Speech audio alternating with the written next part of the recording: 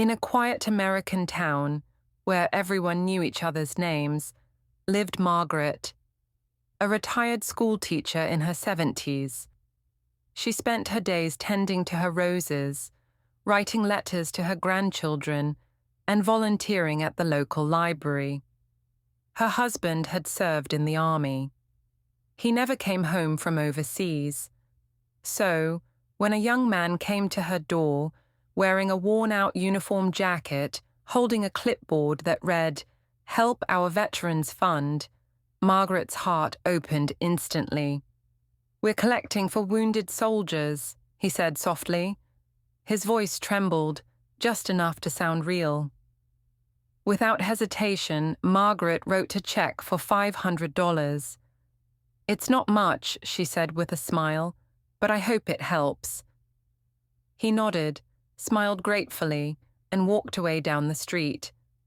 What Margaret didn't know was that kindness can sometimes be a door thieves walk through. Days later, Margaret visited the library bulletin board. Pinned among the flyers was a newspaper clipping, "Police investigate fake veteran charity scam." Her hands trembled. The photos showed the same young man. Same jacket, same smile. Her world seemed to shrink. The warm glow of generosity turned cold. That night, she sat at her kitchen table, staring at her checkbook. She whispered, "How could I be so blind?" But shame wasn't the worst part. It was realizing her trust, her belief in good, had been used as bait. Instead of tears, she picked up her phone and called the number listed in the article. "Officer Reynolds," she said, "I think I can help." And with that call, a quiet broken teacher became part of something bigger. 2 weeks later, Margaret found herself sitting across from Detective Reynolds. He placed several photos on the table, all showing the same man. "You did the right thing, ma'am," he said gently. "We've been after this group for months." "Group?" she whispered. He nodded. "They target kind-hearted seniors, pretending to collect for veterans, for children, for churches." Margaret's heart ached, not for the money, but for the faces she'd once trusted. When the police caught him, she attended the trial.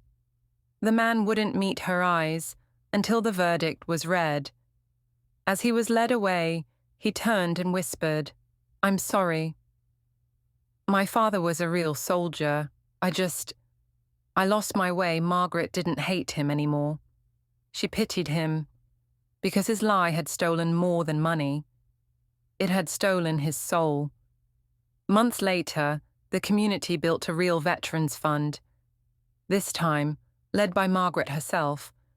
She stood at a small podium, smiling at familiar faces. "Let's help those who gave us freedom," she said softly, "and let's do it the honest way." The crowd clapped, but her smile held a quiet sadness, a reminder that even good hearts must guard themselves. Moral: true generosity doesn't seek applause, only honesty. If this story touched your heart, please subscribe and share it with someone who still believes in kindness. Because sometimes, even the smallest act of truth can restore faith in humanity. Thank you for listening, and remember, kindness without caution can still be beautiful, but honesty makes it lasting.